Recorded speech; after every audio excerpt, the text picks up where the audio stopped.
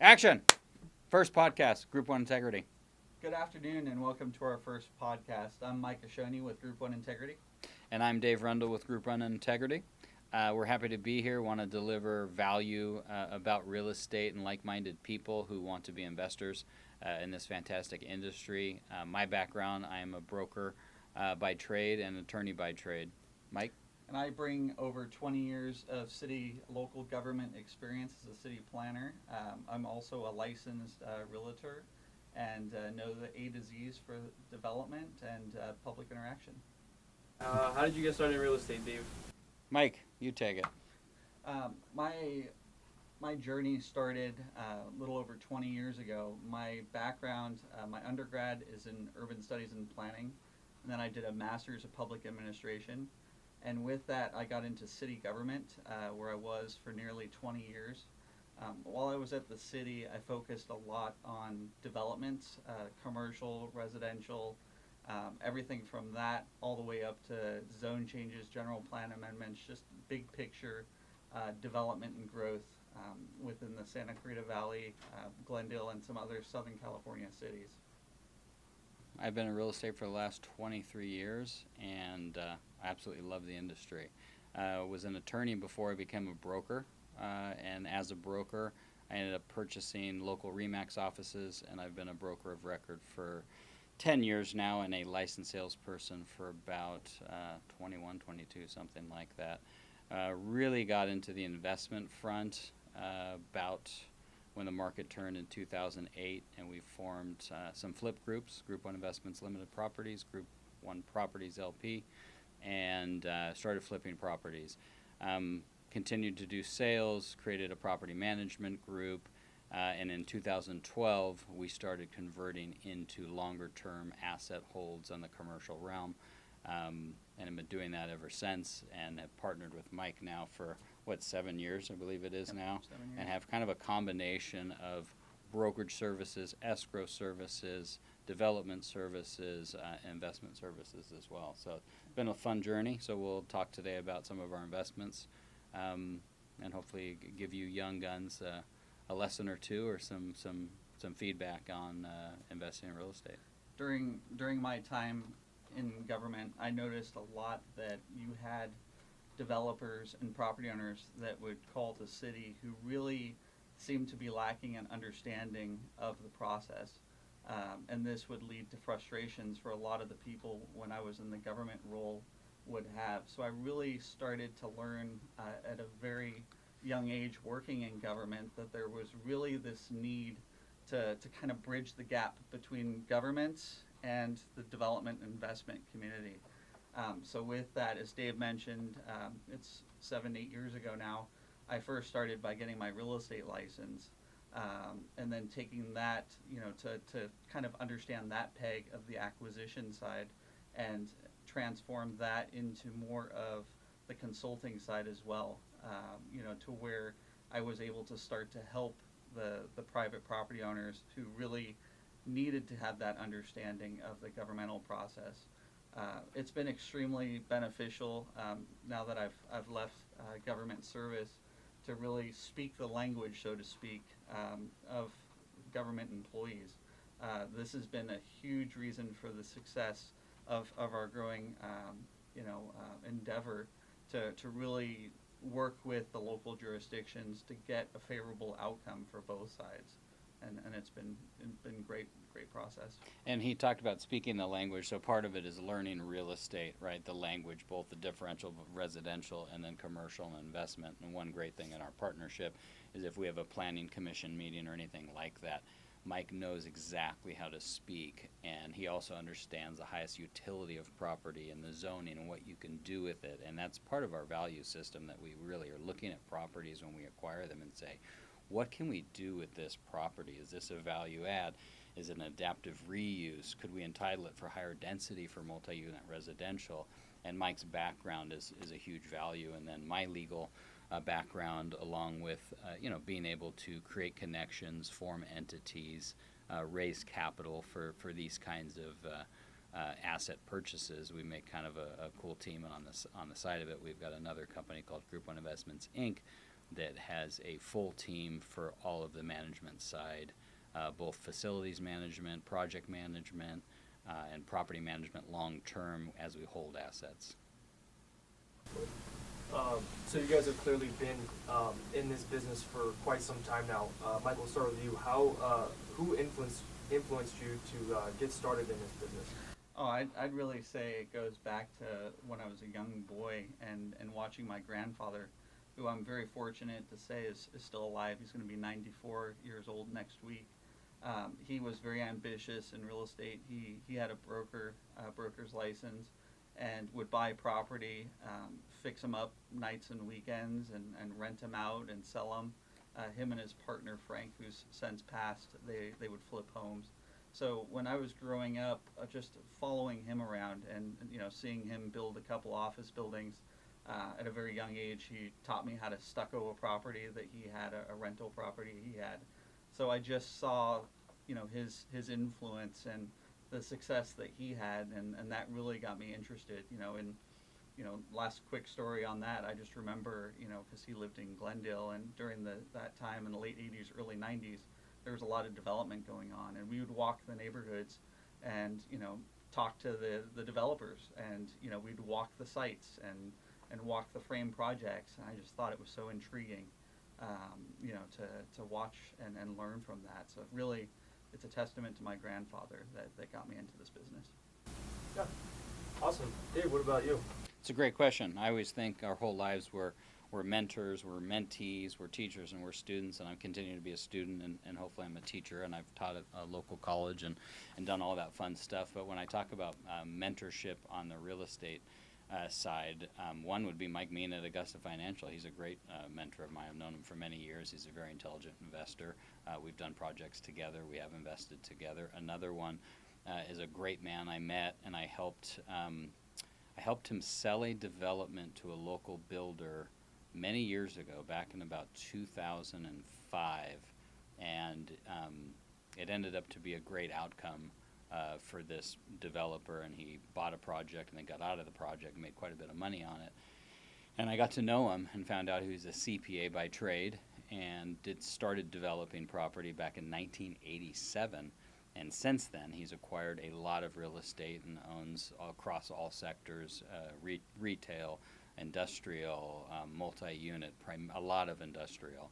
And he was definitely a mentor of mine. I learned from him, and I learned that you have to give value to people constantly. You have to be a trusted advisor to them. And so I was both his broker and also his counsel as an attorney, and did a lot of lease work for him in a lot of his retail centers. We became friends over the years.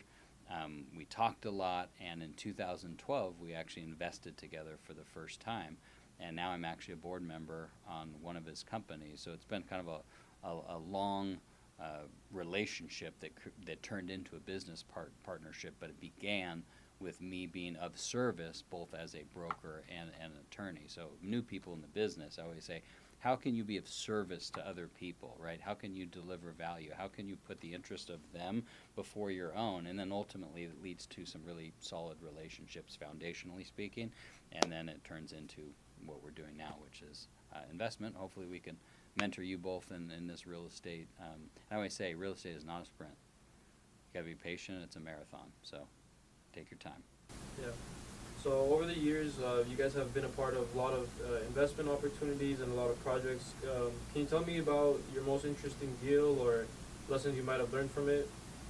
You learn lessons on every single deal, so that goes. But I'll have Mike talk about a really cool investment we have that we bought in Grand Junction, Colorado, back in January 5th, 2022, and tell us about that.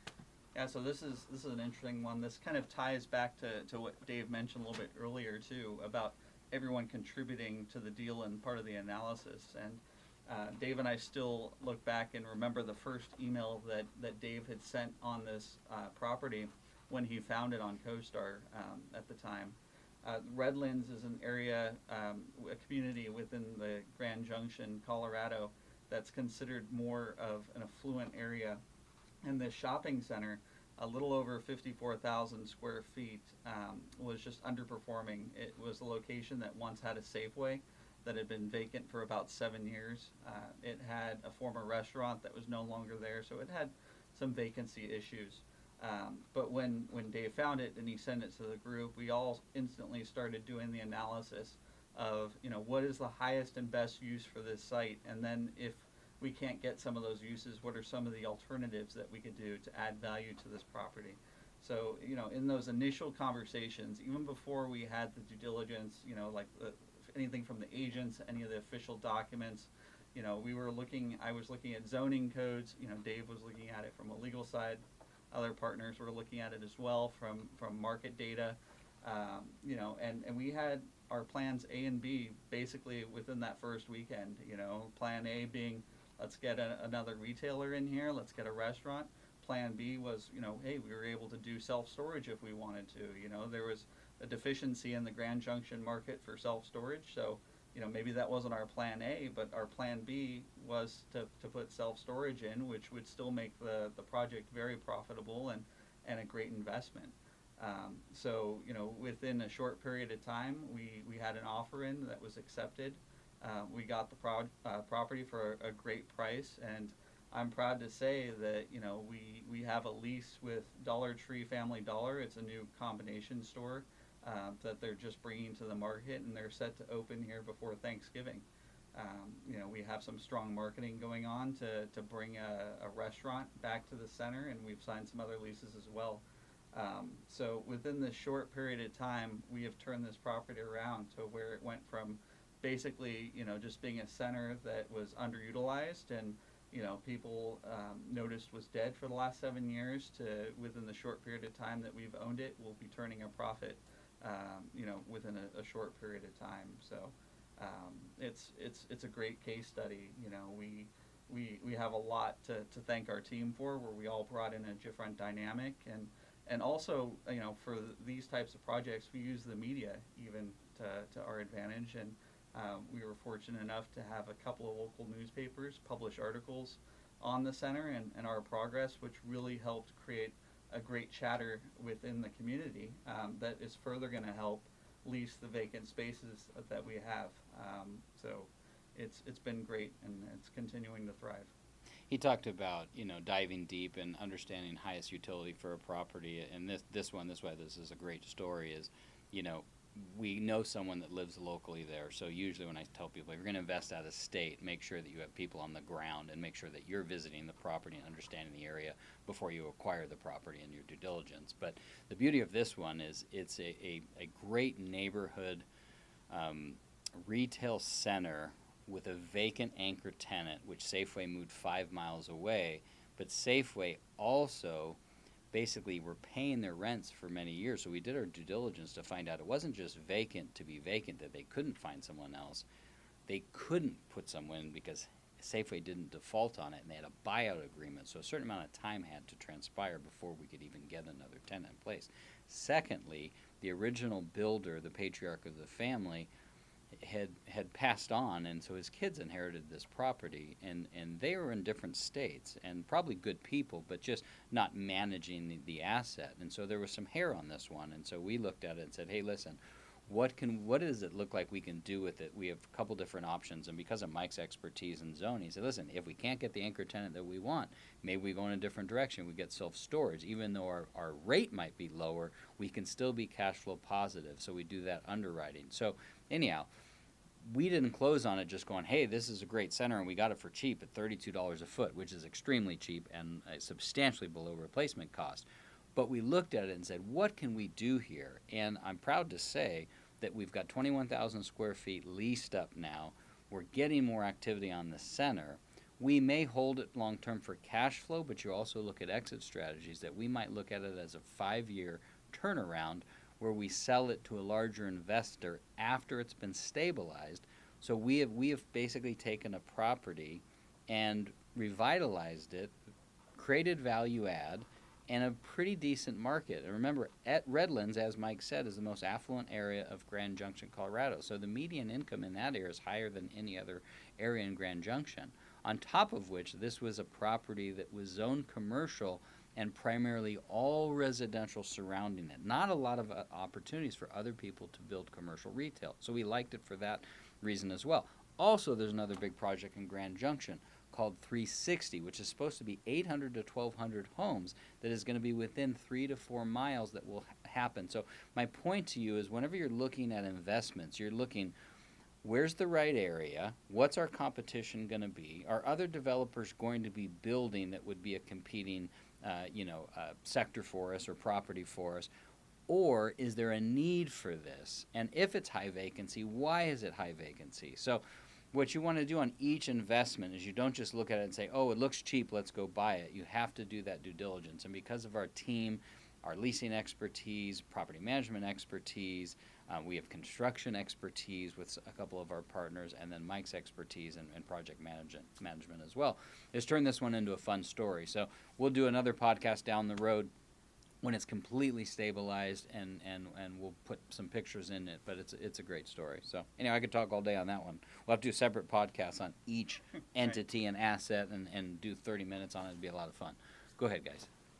So obviously, as Mike was saying, and Dave, when being a part of a team seems to be so critical to being successful in this business, what does your investment team look like, and what tips do you have when building a team like that? I'll take that one real quick. So I've created a lot of different teams in different realms, meaning I think on the brokerage level, we have an amazing staff team, an amazing group of agents. We have about 150 agents, and we have about an 8-person staff. Every staff member has a different value proposition. One of our team members is a great risk manager, right? She does an incredible job on that side of it. And then we have other people that are more of the front of the house. Okay, I'm involved in a restaurant and a bar. You've got your front of the house staff and you have your management.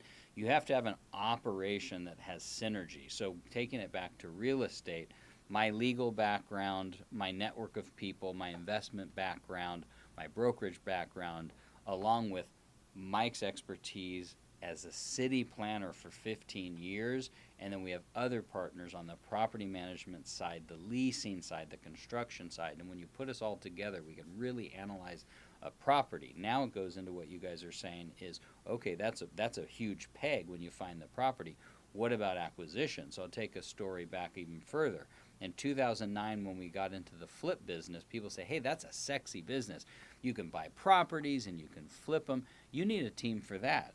You need the person, you need a title company that's checking for encumbrances and making sure what are you buying, what do you have to pay off, because property taxes are going to have to be paid off, right? Those stick with the property. Other liens, you got to make sure your senior position. You have to have a team member that's going down to sale and purchasing the properties. You have to have the person that's forming the entities, which is typically me. You have to have a team that's doing the remodeling and construction.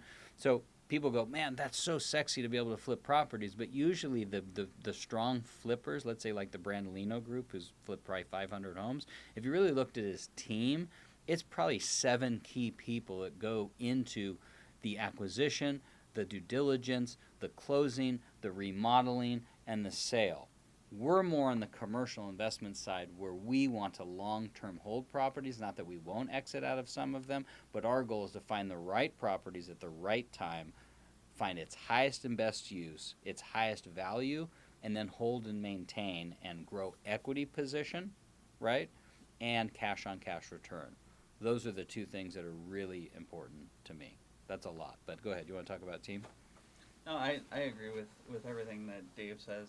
It's really, understanding what you bring to the team and what your strengths are, and then surrounding yourself with like-minded people that could build on that team, like Dave mentioned. So I completely agree with all the points that you've made on that. Now, over the last many years that you guys have been in business, you guys have done this a lot, and you guys have a lot of experience, but what about for a new investor? I've heard about house hacking. Is that a good way for someone to get started in investments that doesn't really know much or is just starting to get their feet wet? So as you grow, you want to scale, but I always say you got to get your feet wet, right? You got to step in the pool.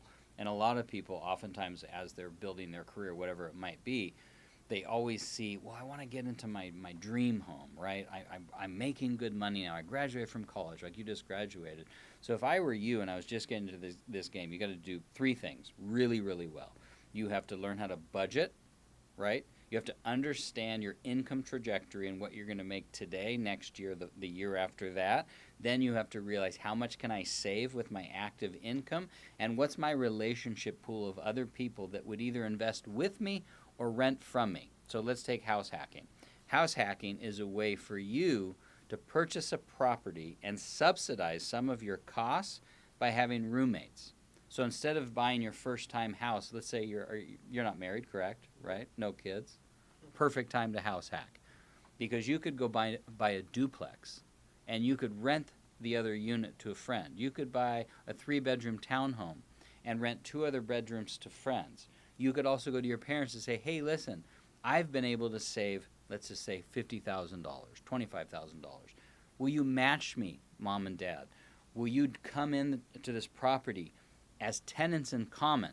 I hold 50%, you hold 50%. We come in with 50,000. This is what the cost of the property is going to be, all in. PITI, principal, interest, tax, insurance, HOA. But I think I can rent each other room for $1,500. So our all in might be $3,800, but if I rent these 2 other rooms for $1,500, we're getting $3,000 back. And also I can make some improvements on this property. And my goal, mom and dad, or friend, or spouse, is that we do this and we add value to this property, and then we use it as a vehicle to purchase another property down the road. So house hacking is a great idea. Just getting into real estate and starting there, because remember, people get into real estate, you slowly start building equity. Later on, what I tell people, young people too, is get into that first house. Don't make it your dream house. Make it just something that makes sense for your living. And then sit on that for 2 to 3 years and make sure you make enough active income that you're also saving money. If you can keep that first property, whether it be a condo or a townhome or a duplex, and to convert it into 100% rental down the road, and you buy another for a principal residence, then you're in the investment game, and it'll excite you, and it'll get you motivated then to say, now I've got 1 rental, but I want 10. And if I'm at 10, I want 20, and so on and so on and so on. One of the biggest misconceptions, and I'd say that I was even guilty of this myself when I was 18 years old back in the day, is that you don't have to have 20% down. I just remember, being young and talking with my friends and saying, hey, it'd be so great to buy our first piece of property, but, wow, such a big number to come up with 20%. There's so many different loan options out there to where you could buy property, you could buy a 4-unit property for 5% down. It's a new program.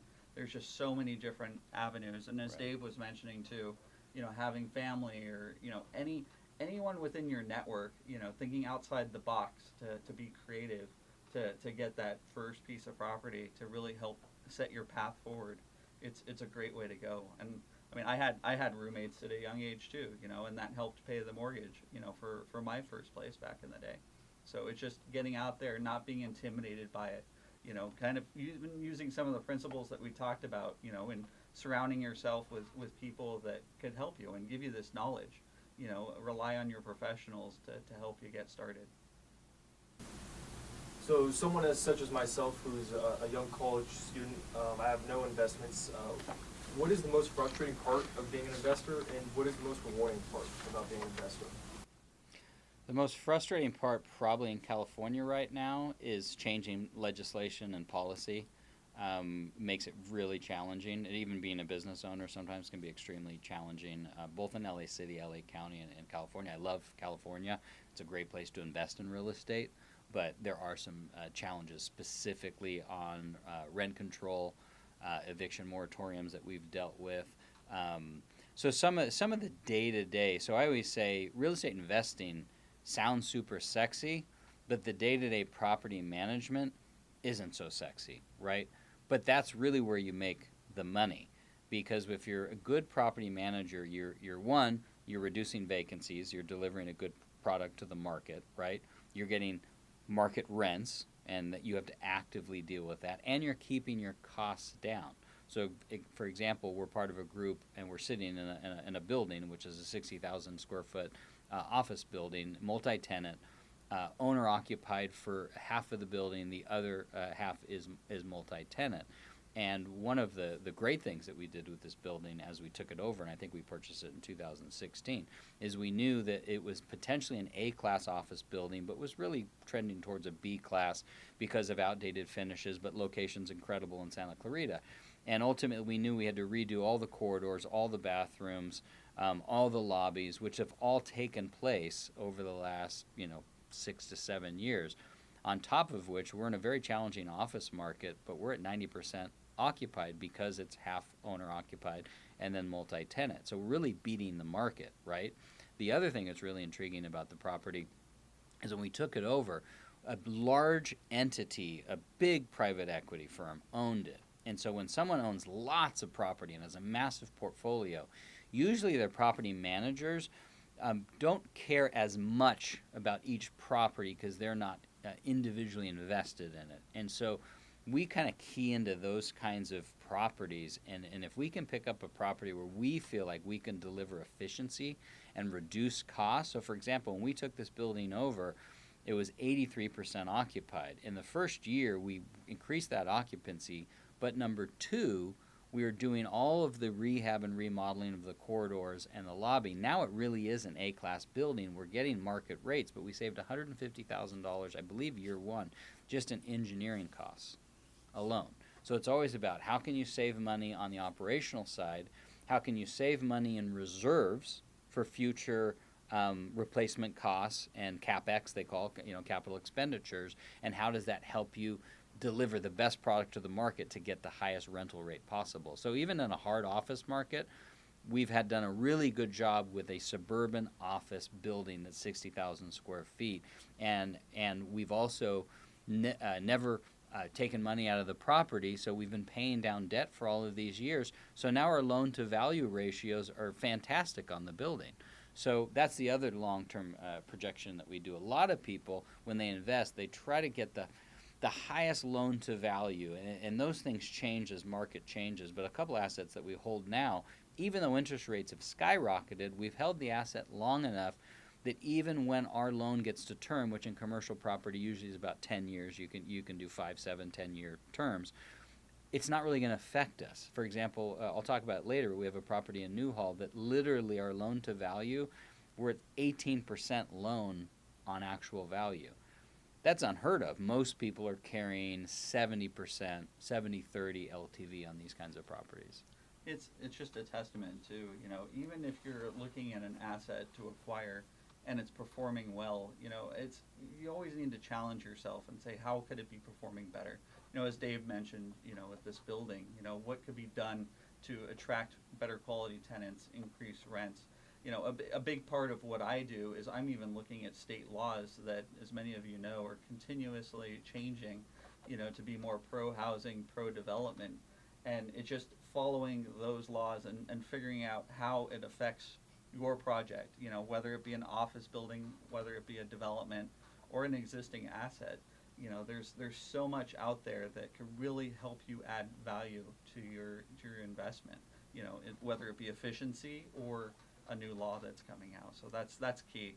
And you don't ever want to get complacent. Even if you have an asset that you've been holding on to and is performing well, I always like to say, test yourself, like reevaluate your investments and see what could be done to further improve those investments and make them perform better.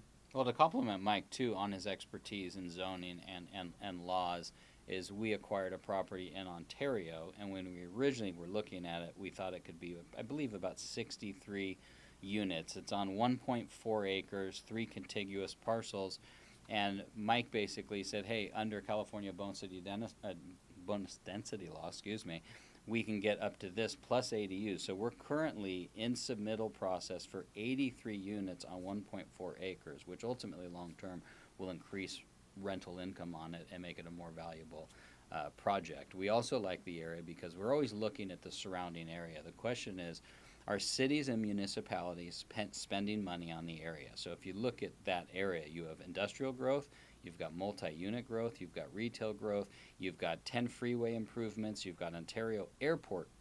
In fact, the parcel that we have, it's 3 contiguous parcels, so it's actually 3 parcels, but it makes up basically a square rectangle next to an elementary school. Within 1 mile, they just opened up a Top Golf. So we're always looking, who are the people coming into play? Who are the retailers? Is there a Trader Joe's coming in the market, etc.? So before we purchase something, we're going to look big picture. Is the government or local municipality supporting improvement and growth in the area, and how does that pay dividends for us as well? As a young investor, what books would you recommend? Well, I'm not a young investor. I'm a middle-aged, old investor. Oh, you mean you? Okay, got it.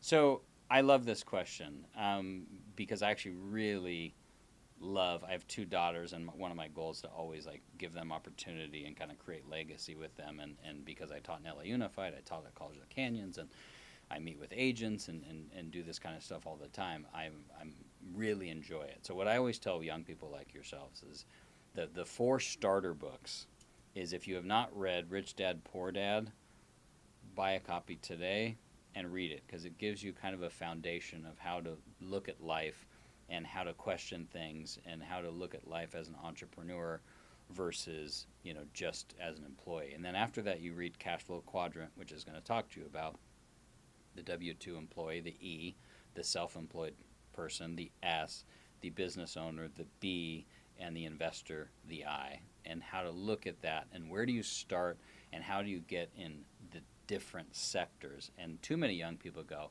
I want to go and I want to be the investor. Well, that's great. And if you have a family office and a ton of money, then you can do that and you can follow in your family's footsteps. But most people don't have that opportunity. So what I always tell people is say, listen, get a good job, understand your income, and understand your budgeting. And it doesn't matter if you're self-employed or it doesn't matter if you're W-2 as an employee. You have to ask yourself, how much time do you spend then looking for future opportunities, whether it be stocks, whether it be real estate, etc. So you have to change your mindset, right? Always have to be thinking as an entrepreneur. If you do that, at some point, you may stay an employee. I know doctors that are very well invested, and so they're doctors, W-2, and they're investors in real estate, and they're K-1, and maybe managing member, maybe general partner. And they're business owners because they bought a McDonald's. And they're a business owner because the system works without them, functions, and they make money when they're sleeping and profitability. So you can be in all of those areas. So you read those 2 books first. Then people say, well, okay, well, what's next? Then you read Atomic Habits by James Clear, because I always love to set goals and write them, and then you better learn how to reverse engineer them. Because if you just have the goals and you don't have the day-to-day habits and the action plans to follow them, it can be very challenging. So in 2005, I did my first written goals, strategic written goals. Now, every October and November from that year on, I sit down, I challenge myself with written goals every year. So that's a fantastic book. Now, I only read that book recently and someone put it in touch, but if I'm telling a young investor like yourselves, you put that one third, because if you can do Rich Dad Poor Dad, Cash Flow Quadrant, Atomic Habits, and put those together, wow, watch out. You're going to be a force to reckon with. The One Thing is a fantastic book. Add that one to the list. It's Gary Keller. It's KW. I'm Remax. Doesn't matter. That's an amazing book, okay? Then I always tell people, which is also a great book that I recently read, maybe 3 years ago, is The Psychology of Money. Because I like that book because it gives you perspective on it all, and you realize that it's not the pursuit of money. It's the pursuit of purpose and passion, and that makes you an entrepreneur. That will lead to the money. That's what we tell agents. Never have commission breath. Go do your work, do it well, take care of people, put their interests before your own. The money will just start to happen. The other thing that's great in The Psychology of Money is it basically tells you don't lose what you've already gained, right? Understand that there's a margin of safety. And so when we're looking at investments, we don't over leverage. We really try to do the right thing and make good, solid investments because we don't want to take on something that's too risky that would challenge what we've already built. And so that's an awesome book. So if I was going to say read those, and then there's a million other books on multi-unit residential housing, real estate syndication, and all those kinds of things. But start with that core group of books, and that'll be a good starting point. And I think the last point I'll make on that is because I remember, being in college and when I wanted to start to get into investing, I always thought that I had to buy a book to understand every aspect of it. I think these books that Dave's mentioning are so great because you're going to understand the concept. You're going to start to think like an investor. But the biggest thing to remember is that there's not just one manual that you're going to read that's going to tell you everything and set your path forward. It's just getting a little bit of information from each of these pieces of literature that you read, and then surrounding yourself with like-minded people to really help you grow. But the key is really just take that knowledge and dive in. Don't be afraid. Don't think that there's some magical day where you're going to have the right amount of money to invest, or read the perfect book that will be the manual for the rest of your life, because it's not going to happen. It's just getting out there and doing it, and when you first start, just saving a little bit of the paycheck to be used for investing, or if you get that raise that you're not used to spending, just take that raise and put it into a separate bank account, to buying another piece of property. It's just getting in and doing it, I think is really the key basics of taking these pieces of literature and then applying it, in my opinion. So, and what Mike says is so true. Like, it is about taking action, meaning you want to read and you want to open up your mind. That's why Rich Dad Poor Dad's so good, because you have to have that rich dad mindset to kind of open up your mind to go, oh, I can think that way. I can think differently, and that's great. But truthfully, like when we were doing flips, and other people are doing flips, and other people are selling the idea of doing flips, if that makes sense. And there's always coaching. There's life coaching. I'm not against it. Actually, I'm a big proponent of Mike Ferry, Tom Ferry, Brian Buffini. These are all great real estate coaches, and agents utilize them. But the point is, you can go to any seminar, you can read any book, but unless you do what Mike said, which is save money, start to take action, do your due diligence, find the first property to invest in. If you don't do that, you don't have the call to actions, and you just have more material. So, a lot of people say people who don't do teach. I like teaching, so I don't take offense to that. I was an adjunct professor, but I wasn't practicing something and then teaching. And there's great professors out there, but my point is you can take every class, every seminar, read every book, but if you really want something, do your due diligence, learn how to do it, and then find the right team and the right partners and start taking the steps necessary to get to the first one. And Mike Mina said this brilliantly one day at we did a networking meeting and some speaking event, and he said, listen, investing's addicting. And so you got to get the first one or the second one under your belt, because you will just want more. And it's not greed. It's more or less, and it's like the psychology of money talks about this. The most intrinsic value of money is freedom and choice to do what you want to do when you want to do it. That's the game changer. And I truly believe anyone who sets their mind to it can be financially free in about a 15-year period. Maybe it takes 20, but if you really align your mindset with the right people and you choose to be an investor, financial freedom, 15 to 20 years.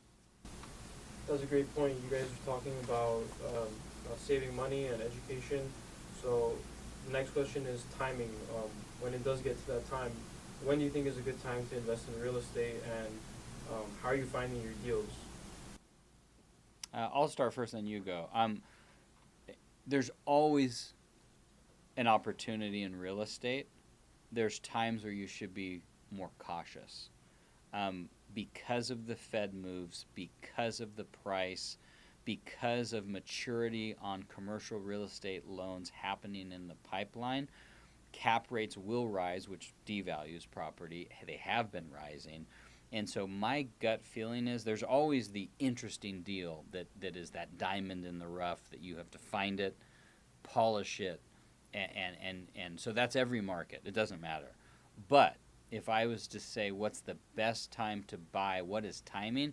Back in 2011, 2012, even 2009 through 2012, anyone picking up properties in that time were in kind of a perfect storm. It was a kind of a black swan event with the Great Recession. So that was a great opportunity. So now you're saying, yeah, Dave, but interest rates are outrageous, prices are high. Should I be buying right now? And I would say, well, it depends what you're buying for. If you're renting and paying a high rental rate and you have the opportunity to do a house hack, I would do the house hack as long as you can afford to do it and it makes sense. Because ultimately, that long-term pay down on principal and the debt service you're getting from the other tenants or the renters will pay dividends to you down the road. Now you're saying, yeah, Dave, but what's the crystal ball? What's going to happen in this market? What's the commercial market's going to do? I personally believe the opportunities, I think the office sector is going to get hit pretty hard, specifically urban office. I think cap rates will rise in multi-unit, which will lead to better opportunities in multi-unit residential in probably 12 to 36 months from now. So if I was someone like you and wanting to be in real estate, if you find the right house hack, that could make sense to buy with you and a group of friends or parents. Because I purchased a home even just a year ago, me and my daughter, for something similar reason on a house hack. That made sense, okay? But if you're looking for when's the market going to reveal multitude of opportunity on the commercial real estate, my bet is 18 to 36 months out. That's when I think there's going to be some really substantial opportunities. Mike? I agree with Dave. I think, if it really does depend on your situation. You could have two friends that, have completely different situations where it will make sense to buy the property in any market for one, but not for the other. I think that the 2 points on that too that I want to make is, the biggest thing is, be smart with your acquisition. There's people who speak with emotion and buy with emotion, and you can't go and just fall in love with a piece of property and say that you want to buy it and not think about all the other red flags that are jumping at your face that are telling you why you shouldn't buy it. But at the same time, I've known people who have just stood by the sidelines and just always convinced themselves out of it. I had someone that a property that I bought a number of years ago, told me, that they thought that I overpaid for it, and I tell you that property is worth a lot more today, and they looked back on that and they said, wow, I wish I would have jumped in. So it's you have to be smart with it. It has to be based on your situation, as Dave said. You have to look at all the factors. You have to think smart and buy at the right time, and take the emotional aspect out of it and look at it from an investment mindset.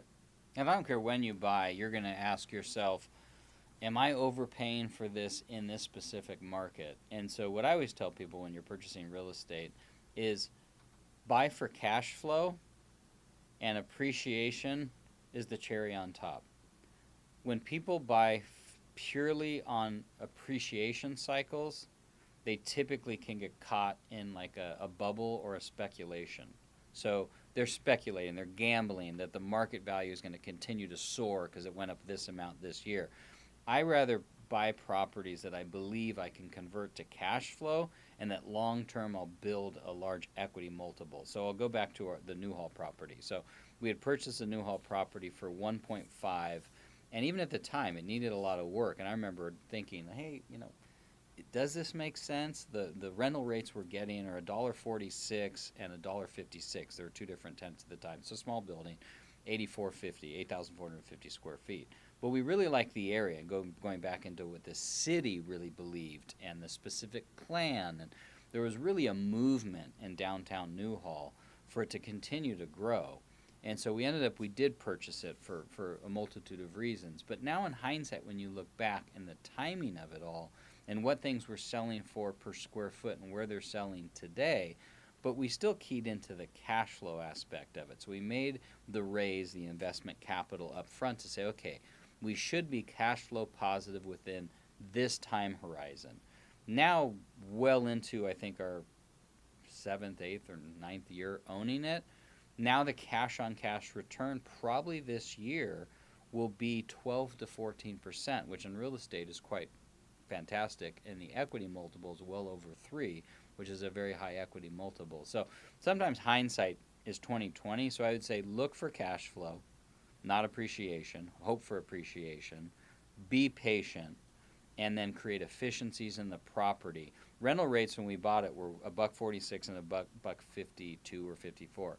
Market rates for the same space, lower level retail, are now $3.25 triple net. So I mean, more than double, which increases income dramatically. So, how do you get your private money? Good question. So there's all kinds of ways. So real estate syndication, some people only invest with accredited investors. And so when you're starting out as an investor, there's a process to do small partnerships. And that's what I would advise young investors, that start with tenants in common. Purchase a property with your parents, but you manage it and you pay the mortgage and you get renters in place, but they're a 50% owner as tenants in common. Then as you start building a portfolio, maybe you have a group of 5 of you and say, hey, why don't we create a limited partnership, right, or an LLC? Some of the vehicles we use now is if we find an entity, we'll write the offer as Group 1 Integrity or Group 1 Investments, Inc., knowing full well that we'll be assigning the asset during escrow into the entity that we form. For example, Group 1 Integrity Broadway LLC, that's the owner of the Colorado property. Well, our first offer came in as Group 1 Investments, Inc., I believe. We then formed the entity. We made the capital raise during the process of due diligence. We weren't even sure we were going to close on it. We were pretty sure. We went out to our friends and family investors and said, hey, this is an interesting opportunity. If you're interested, we make sure that they're verified as an accredited investor, and then we form the entity and we close on the entity. The other thing you have to really think through is if you're going to be raising, friends and family capital raise, you need to make sure that if it's not going to be cash flow positive in 1 to 3 months, for example, Colorado property, we knew was going to take several years. We had kind of a 1 year, a 3 year, and a 5 year plan on it. Our assumptions actually are holding pretty true. We wanted to make sure that we had an anchor tenant locked in between 24 and 36 months. We're actually going to beat that, and they're going to be open for business. That's why we'll be cash flow positive a little bit beforehand. But what does that mean on the raise? It means that you have to make a raise that's larger than what you need, because what do you need? You need operating capital, because you definitely don't want to have to go back to your investors or your partners and say, hey, mom and dad, or hey, Uncle Fred, or hey, whatever partner, by the way, we're running a cash flow deficit, and really I didn't realize that taxes were going to be this high or the insurance cost, and so I need you to bring in more money to the table. So really you want to analyze every deal that you do and say, okay, when are we going to be cash flow positive and what does this look like? And then you look at your amortization schedule to say, hey, what is this going to be paid down to in 3 years and 5 years and 10 years? Anyhow, I could go all day on that too. Next question. What is your why and what keeps you going when times get tough? I mean, we know how the market is looking right now. People are saying there's low inventory, it's a little bit slow, but any words of encouragement that you could give us? Go ahead, Mike. I think this is going back to, not getting in that headspace, right? It's funny because, it's, you see what's happening, you see in the media and the slowdown in single family. But one of the first things I always ask people, on my consulting side for Integrity Property Group, when I talk to successful developers or successful investors, I ask them, I say, hey, how is the market with you? How are things? And I tell you, I joke, with Dave about this all the time. Some of the most successful people I talk to will laugh when I ask them that question, and they'll, almost with a little bit of humble nature to it, they always say that, I'm still buying things. It's always a good market. And that kind of goes back to, the whole concept of it just really depends on your situation. But I think, the importance in this industry is to stay positive and think about the opportunities. It's that whole analogy when others are looking down, you're looking up, vice versa. There's always opportunities, but sometimes that just means you have to change, you have to shift, you have to adjust your way of thinking. Someone who predominantly is in the flip market, might not be the time for flips, so they might have to get into a different segment. So I think that's really the key. And really my passion is just, figuring out that next thing, just how you adjust and adapt to any market, and how you continue to be successful and make projects prosper in any market. And that's, kind of tying it back to our whole analysis in Colorado. It's, other people were looking at it as a property that had been failing for 7 years, and we looked at it and said, like, no, like, what is the gem? Like, what is this gem here that everyone else overlooked? And like we mentioned a little bit on that one. We went out there, and when we talked to the city, we talked to the county, we talked to residents. Everyone had a passion for this property that just sat there. And it's that really gives me the drive and excites me for each day to figure out, like, hey, what can we do with this, that other people overlooked? And that's what just brings a big smile to my face. And think of this too. So I say this a lot, but authenticity beats perfection, and consistency and adaptability beats genius. And so my point is, people always pursuing perfection, and hey, that person's so smart, and you need intelligence. Obviously, you need a good team. But my point is, if you can pivot and you can adapt, good things can come of that, because there's always some form of disruption. There's always market challenges. So on the brokerage side, we've done very well. We've kept 30% market share in our market, because we're always kind of modifying and adapting. And we always tell our agents, at the end of the day, you're a trusted advisor. It's a difficult, challenging market. But what happens as you always give value to your clients, and they view you as top of mind, when the market opens up, who are they calling? They're calling you. So we did very well in the flip market, and in about 2010, 11, private equity started coming into the trustee sale market, and it was pushing prices up. And a lot of the private equity was buying them for long-term holds too, which changes the margin on it from a flip standpoint. It got to a point for us personally that we wanted to change our strategy. And it's really interesting. 2012, we had an opportunity with one of my mentors that I was telling you to purchase a retail center in Glendora that's about 18,000 square feet.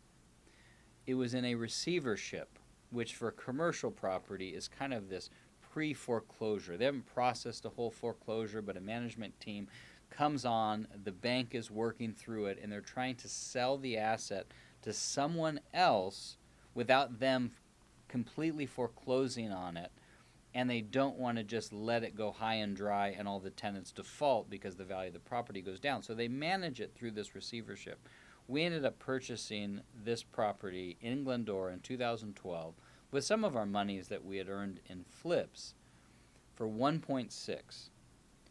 We wiped out a $4.3 million loan encumbrance on it, and we still hold that center, and it's on a ground lease on top of which, with most investors do not want to buy infrastructure on a ground lease, but at the time it was 35 years left.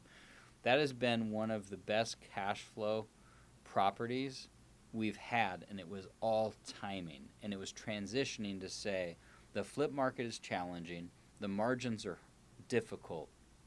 We have this relationship with this other gentleman who's been in real estate a long period of time. If we bring value and capital to the table and partner with him, and we manage the property, what can we do with this over this long haul? And I will tell you, on a cash-on-cash return, that's probably been one of our top 5 investments, and we still have, whatever it is, 23 more years on the ground lease. And it was just timing. So we've heard a lot of the different examples about properties you guys own or projects you guys have been a part of. Do you guys like to sell properties or hold on to them? It depends on your exit strategy. And oftentimes when you buy an asset, you have multiple exit strategies.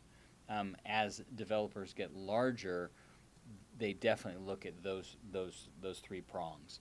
They look at developing an asset and selling it unstabilized, which means they don't lease it up. They don't get, let's say it's a mixed use project, they don't lease up the retail. They're just selling to someone else to take care of that, okay? Then there's the idea of building it, stabilizing it, and then selling it based on a market cap rate. And then there is the, let's build it, stabilize it, look where value is, potentially do a refinance, pay some of our capital partners down with that refinance if there's cash flow in it, and then you hold it. And then there's just the strategy of building it, stabilizing it, holding it long term, and looking at it down the road. So some developers do it in all different directions. Our long-term strategy is to add and build a portfolio, but that doesn't mean that we won't pull the trigger and sell an asset if the perfect storm arises. For example, if we built it, stabilized it, there was a big need for something, or the market changed where the cap rates were very compressed and it looked like we could make a substantial margin, or what they call like an IRR, an internal rate of return. Most of the time when you see a lot of these larger groups and they're basically advertising, we can get you 18 to 21% IRR, most of those aren't held assets. There's a time frame on it. So what they do is they take over property. Maybe it's a value-add multi-unit property in a city they like to invest in. They raise rents, improve it, and over the years, the value rises because their NOI, their net operating income, increases, and they watch cap rate. They're not delivering 18 to 21% back to their investors year 1, 2, and 3. There's a time horizon.